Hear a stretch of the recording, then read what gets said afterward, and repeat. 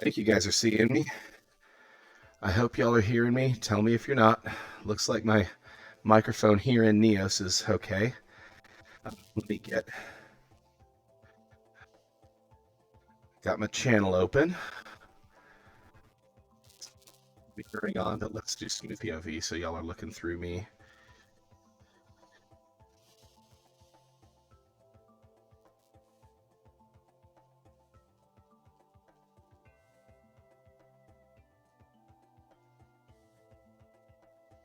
Let's do a couple of things real quick.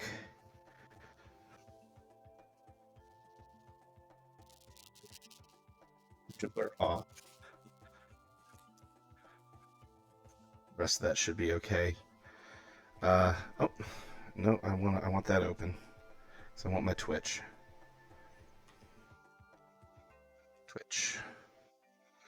Looks like it says it's connected to the Twitch chat, so that's pretty cool. But now I want to pop out my avatar so I can be me.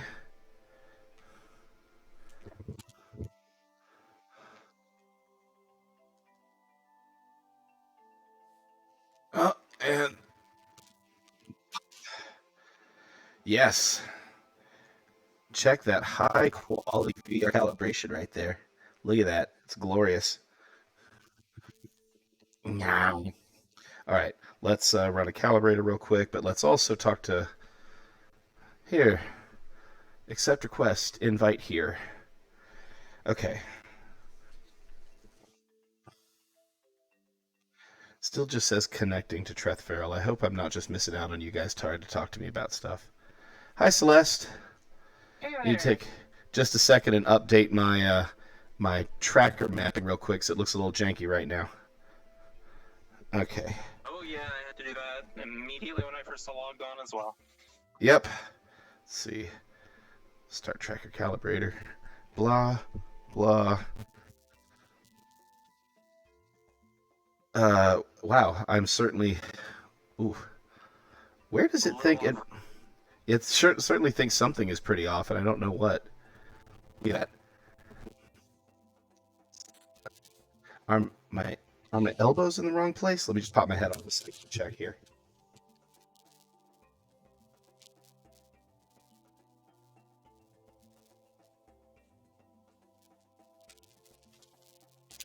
Elbows are on the right arms. I don't know what I'm. Let's try this again. Okay. The preview actually looks like it's pretty well calibrated. I don't know why it's mapping quite that way. Yeah. Okay, well here it is. I could. Oh, look at that hip tracker. What's it doing all the way up there? Let's pull that back down to here. Yeah. And then the left foot and right foot are just way too far forward. Okay, there we go. That's looking a little bit less sad and horrible. This Perfect. elbow could use just a little bit of adjustment, but there we go. But hips pulled down just a little still. Like that, I guess. Okay, I can live with this. See, the knees can do whatever. Those are being done with kinematics, so close calibrator. Okay, I can look at myself without being upset now.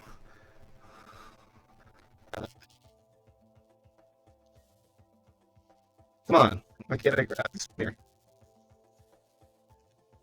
Uh, well, hey, how's it going? Hey there. So far so good. Nice to be off of work, ready to relax the rest of the night. Oh, that sounds nice. Yeah, oh, there we go. I actually had a job interview earlier today, and I was kind of worried about it, but it went really well. And like, since then I've just been like happy that it's dealt with. Yeah, good weight off your back. Yeah, totally. So, I have a stream going, and I am curious about how your Hypercube object works. Absolutely. Let's. I don't know if I have res rights, but I can bring it out and maybe we can Yeah, give a look. let me remind me how to do that for you. Where that is in the menu. I think when you go to your menu, you go to Session Users, That sounds right. and then Uh, Permissions. Users, yeah, okay. Here we go. And then, right. Let's see, and then let's make you. It looks like you already have builder. Oh, if I'm builder, I should be able to spawn it then. Yeah, I think you should be all set. Yes. And there Here it is.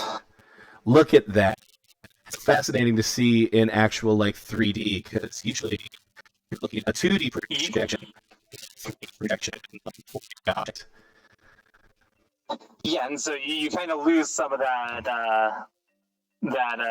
sort of visual when you do end up projecting it all the way down to 2D that you kind of get here when you kind of see it happening in 3 dimensions.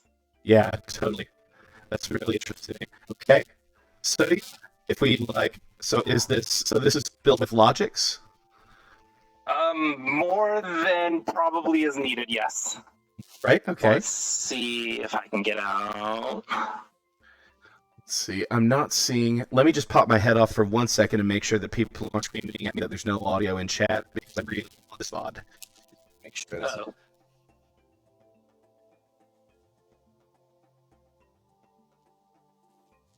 Okay, yeah, so it looks like my Twitch chat guy over here is not quite connecting the way that it should, but it, let's see, there we go. Connected successfully. Okay, so I think I might be getting new chats now, but it looks like this audio's all okay. So sorry, go right ahead. All right. I don't have it grabbable right now, so I just kind of open it up in an inspector. Gotcha. I can probably throw this to the side now. So now we have this Hypercube object here. Uh-huh. Sorry. No worries. Alrighty, so kind of the train of thought that resulted in this. So if you're familiar with the math of doing the Hypercube in the 4D projection in the 3D space, first thing that came to my mind is that I needed vertices to connect. Right. And so for vertices for a 4D cube, you need the 8 for the outside cube, and then 8 for a second cube that's going to extend into the 4th dimension. So 16 vertices. Okay. And so that's the first thing I did was just attach 16 vertices. I just made them essentially just small spheres, which I eventually just made invisible because the lines themselves kind of drew the shape. Uh-huh. And so first thing I did was I just had this, mess of small spheres that were just meant to represent the vertices. Uh-huh. And so after that, I needed some edges to connect all these vertices together. Uh-huh. So there's no logic in there up to this point. So if we take a look at one of these edges, let's see if I can scroll down. Uh-huh. We'll see at the bottom here. So we got these two value copy components. Okay. So what this does is it takes the 3D coordinates of one of the vertices, 3D coordinates of another one of the vertices, and then what it does is it creates this thing called a tube mesh. I see. Or tube wire mesh. And so you can kind of see the purple values. Those are the ones that are being driven by an outside object. Okay. So 0.0 is going to map to one of these vertices, 0.1 is going to map to the other, and so it's always drawing a line between those two. Totally. So these these are are... how we sort of get that cube shape. So what you're doing then is your mathematics are producing values that update the vertexes, and then inside the edges, you're representing the relationship of each of the edges as between two vertexes. So then when the values on the vertex change, you count on value propagation to go through this value copy, and then those values end up propagated into the tubes. Exactly. And since, the edges are never going to change which two vertices they connect to, so there's no reason to do any logics up to that point to sort of fiddle with it. So, like, at this point, if I were to just take this thing out and then just manually move the vertexes around, I would just see the edges maintaining their connection between the vertexes they connect. Exactly. Cool. So once I had all that mapped out, then we got to the point where I needed to move the vertices around, and that was what required an insane amount of logics. And so I need to spawn Is there a space that will show up on stream better if I spawn a very large board? I'll just mess with my camera a little bit. I'm using the let me just widen out my oh, let's go that way. Okay, so yeah, I've got a big, wide, spherically aberrated field of view now, so that should just be workable. All right, let's see if we can put it right here then. So I need to bring out.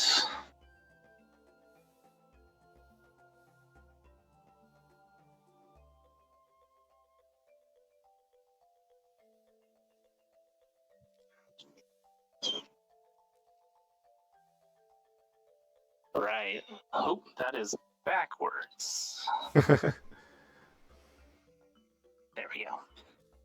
So this is a bit of logics tooling that sort of helps organize larger... Larger logics like things. Logic solutions, yeah. Okay. So now, from here, we have it null. I should be able to come here.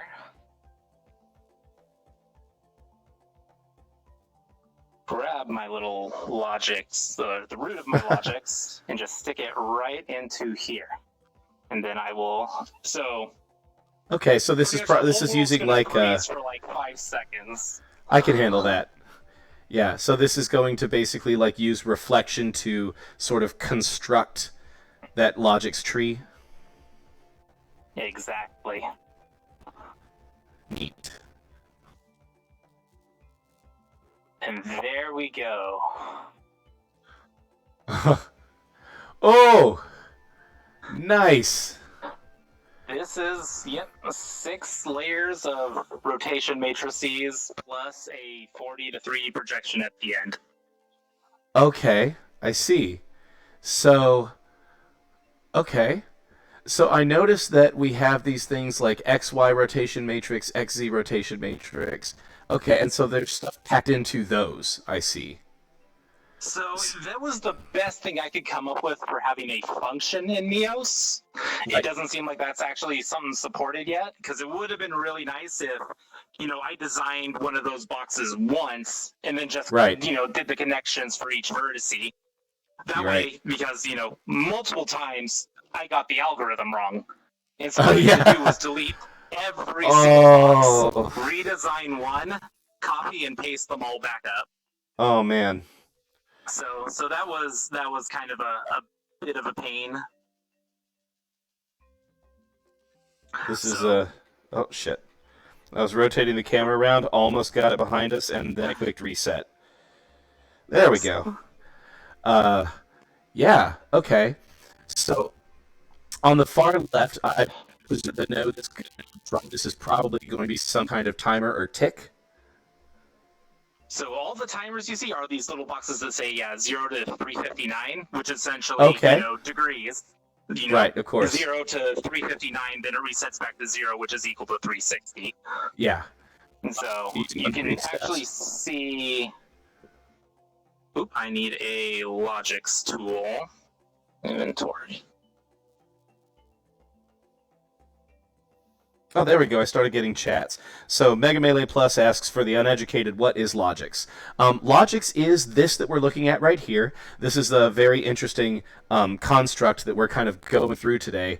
But Logix essentially is a method of representing work for a computer to do using nodes with paths tied between them instead of using text. And I think that's very interesting because, in my opinion, that's the future of programming, and we're going to be, I imagine, Celeste, I imagine debugging when you can have a large program spread out and there's like lights and glowing and sparks that are indicating like where data is in the current like frame that you're in and stuff like that someday. I think it could be like such a cool thing. It is very nice. I definitely think there could be a nice combination of the two. I know one of the weaknesses of having this sort of node layout is there's a lot of the friendliness that you get from the usual like C# languages where I don't have anything, at least yet, like a structure. I can't do functions or methods. Sure. Yeah. Yeah. So I've heard that there is a text-based editor in the pipeline. I'm hoping something, that brings it closer to like an object-oriented type solution. We'll eventually get there. Right. Yeah, because all of these are really procedures, and you're really looking at values that make their way from one end of this graph to the other, but there's not really the idea of an object with, well, I mean, I don't know, because, like, so talk to me a little bit about, if you don't mind, about the way that values exist on nodes, and, like, so can I take an object that has a bunch of logics on it and put in like the object hierarchy of like my character, and then it like knows in some sort of generic way about the nodes that are like sibling or below? Yep, that is exactly how it can do referencing. It can reference its parent. So, like from here, you can kind of see where my logics is right down below. Right. There's the logic's color change, but then I imagine it's in Hypercube. It's actually not there anymore because it is over there. Oh, because it's over there. You took it out. It does literally take it out of the object and puts it on the board. And that's why if we actually made any changes to the board right now, it would adjust the cube. So let's actually move this out of the way. And you can actually see here little green lines that are attached to all the vertices. Uh-huh. So yeah, and those are leading to the value inspectors, right? So these are, all these cards are essentially representations of the object. Sadly, those don't connect to the board, so they actually are rendering the 3D coordinates of where they were in my world. Oh, that's interesting. But then you can see to all these cards, there's connections on the position, which is right. essentially a 3-value array of floats. Sure, which are packed, right? Which are packed into, which is why I can send it to it in a single sort of wire. And yeah. So all those connect to the end of my logics here. So once everything is done, it sends you can see this little, pack XYZ at the end. Uh-huh. Sends it to a scalar, and then sends it all the way over to the values of the vertices. Yeah, awesome. Okay, so if you don't mind, would you possibly pop open one of the rotation matrix functions and just talk a little bit about the math in it? It's okay if we go quick and it goes over everybody's head, but I would just like to just look at the inside of one of these once, because this is no problem. This is a sort of this is like an abstraction, sort of like a function, even though it is like back in the old assembly days where you like kind of have to like literally just copy and paste it a bunch of times and modify your parameters a little bit. And yep, that's exactly what we kind of do. And so what you're kind of going to see here is, I need.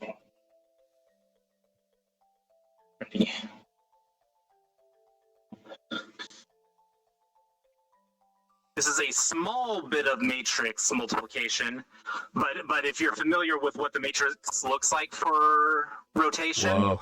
It's mostly zeros, so a lot of it just goes away. Right.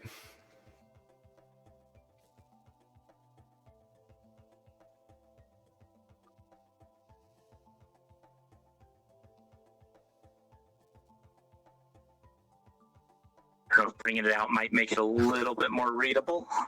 Oop, it wants to snap back. Yep. Yes. Okay. It's so workable. There's kind of what it looks like exploded out a bit. Yeah. So we're starting with. You can see here. This is the. Sorry, go ahead. I was going to say, so this is the ZW rotation matrix. So this is going to rotate it across the ZW plane. W being the fourth dimension we're using. Right. So.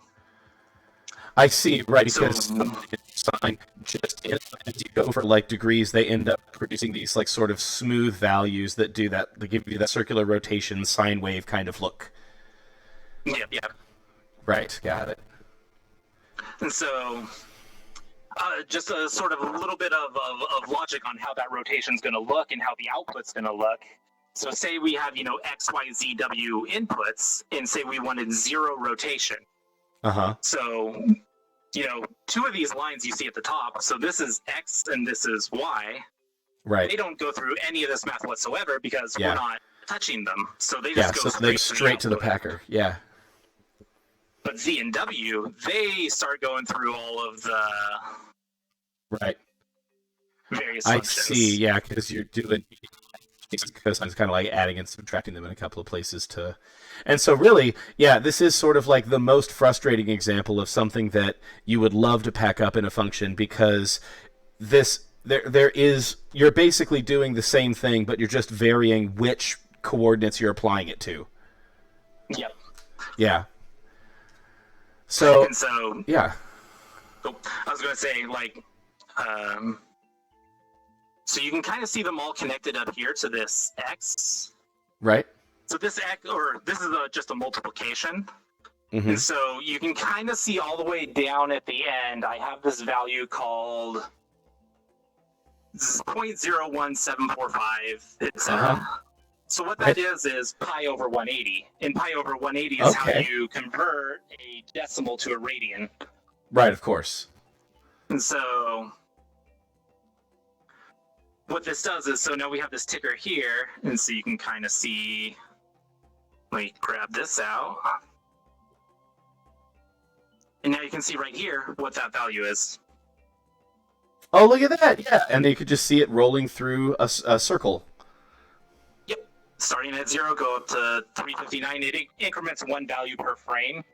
And then it goes back to 0 and starts over again. So it goes up to that multiplication, multiplies against that ratio to make it essentially a radian. And then you can see this piping into every single one of these trigonomic functions, the cosines and the sines. Right. And so... yeah. So in this big block, like how many rotation matrices are going to be applied to like a given vertex? Is one vertex sort of like going through a few different like planes at a time, or are they all just kind of like making circles on one plane, or like? So yeah, so you can see starting at the beginning, we actually have 6 of these matrices that it goes through, because you can take X, Y, Z, W, you can combine to get any combination of 2 6 times. Right. So you can start with X, Y, X, Y, X, Z, Y, Z. Yeah, I see. Z, W, and so those are all the different planes you can rotate on. And so, right. So so it is rotating on all of them. Let's see if we can. Oh, where's my... I want to bring this cube a little closer.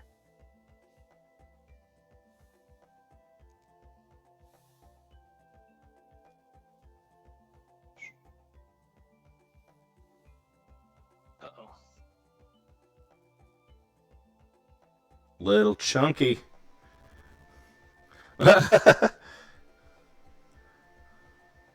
I wanted to select the whole cube.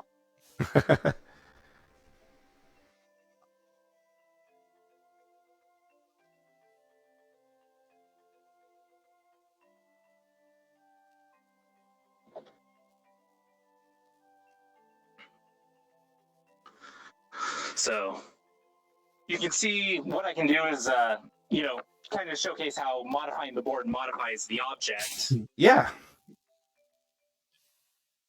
Oop, I need my logics pointer now.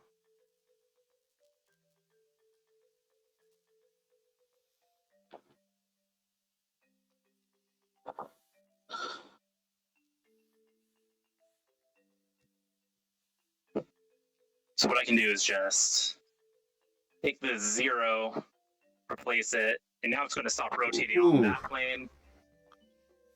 Stop rotating there. And this is very interesting because since we're doing the kind of projection we are, this is a legitimate projection of a hypercube still. It's just being moved through the 3-dimensional plane differently. I like this one a lot. It's only on the ZW plane now, because that's the only one connected to the... I see. Yeah, because like in... Yes, because in 2 dimensions, you have 4... places you drop down and your right or left. And so then it makes sense that it would go to 6 because what you're really adding is forward back. Yep. Oh, that does look so freaking cool. Oh, I can see this one right here. The one edge that I kind of moved a little off, yeah. Yep. That's so fun. Oh, that makes it so much more like real than other projections like this I've seen before. You can interact with it and mess with it a little bit, Mhm. It is really interesting watching the little dance of the ribbons.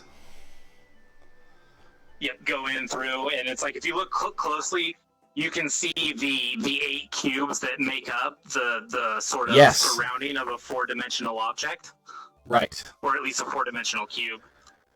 So you can So you kind of get to see see them looking just better as they pass through the left. middle. Yep. So you're going to see essentially 4 of them pass through the middle, and then you're going to have one to the right, top, left, and bottom. Yeah. I've seen there's a screensaver that is just this that I had for some point of time. Not exactly sure like how long. So yeah, this is really cool. Thank you so much for going through this stuff with me for this. Oh, This no is really problem. really interesting. So if I was looking for this interesting bit of logics tooling here, do I find that like in inventory somewhere? Is that just one of the public folder things right now? Ooh. Let me see if I can. I don't know if I have permissions to share it or not, but we'll take a look. Just trying to gather everything you can. It's funny. I'm still at the point where like the fact that somebody can scoop a bottle through me and then like pop me into the bottle is just like, oh my goodness, that's crazy.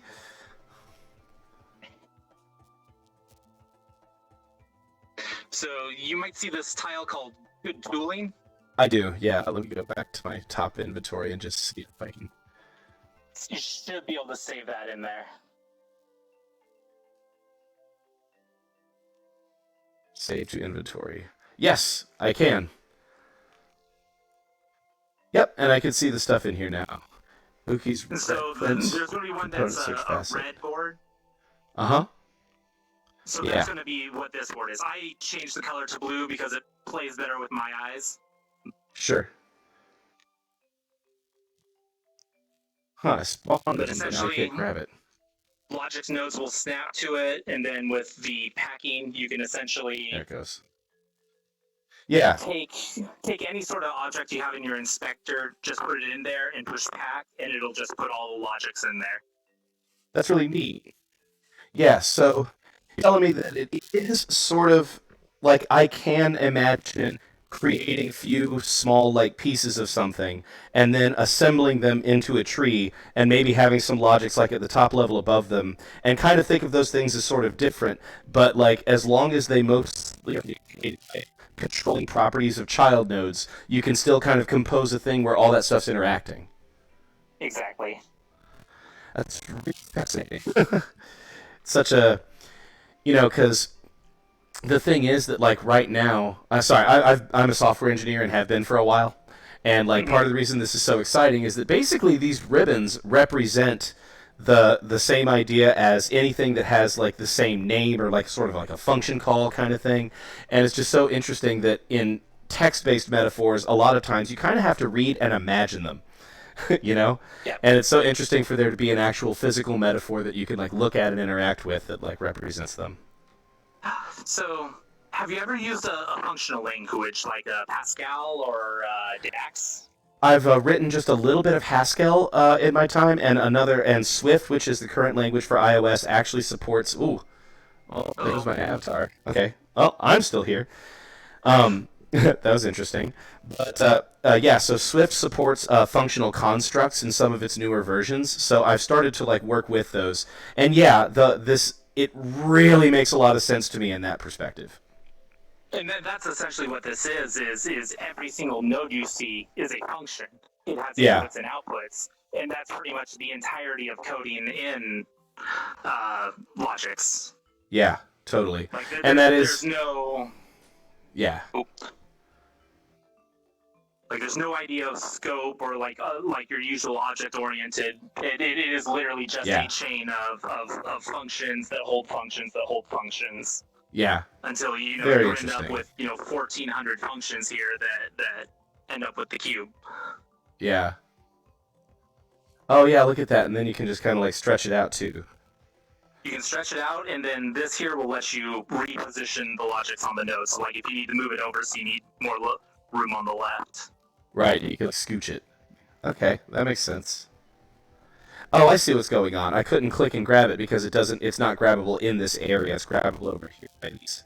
It's grabbable. It should be grabbable along the bottom bar down. Oh, yeah, okay. Along here.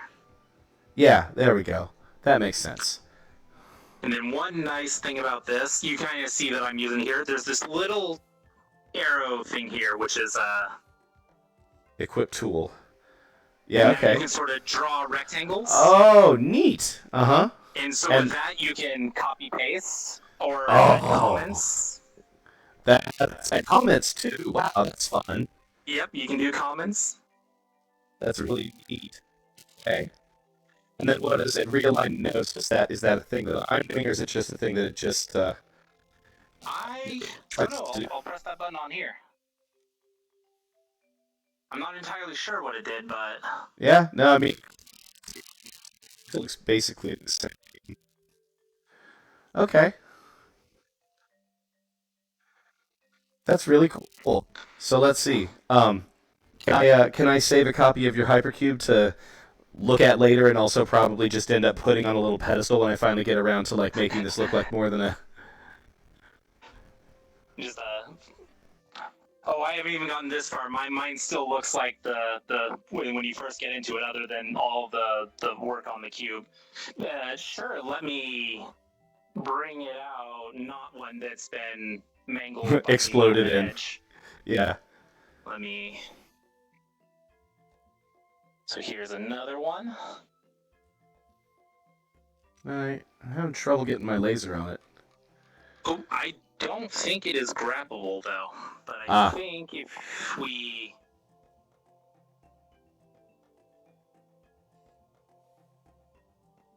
Let me grab another. Oh, do it with a tooltip? Yeah, I need the editor tooltip.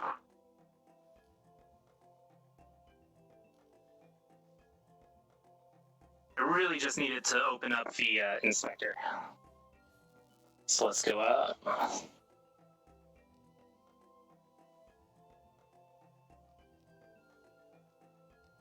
There it is.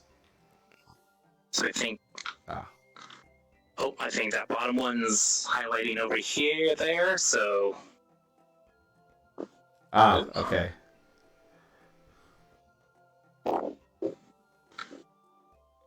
Oh, there's another one. There we go. That's highlighting. So I think you should be able to. Let's see. Yep, if you grab it, you should be able to go up to save to inventory. Oh, if you grab it in the inspector. Oh, in the inspector, of course. Let's see.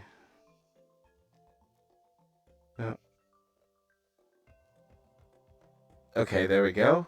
And it looks. Oh wait, I'm probably in the wrong spot in my inventory. Yep, I'm in the wrong spot in my inventory. That is the thing. Yep. Okay. So then grab like that. Saved inventory. It is. All right.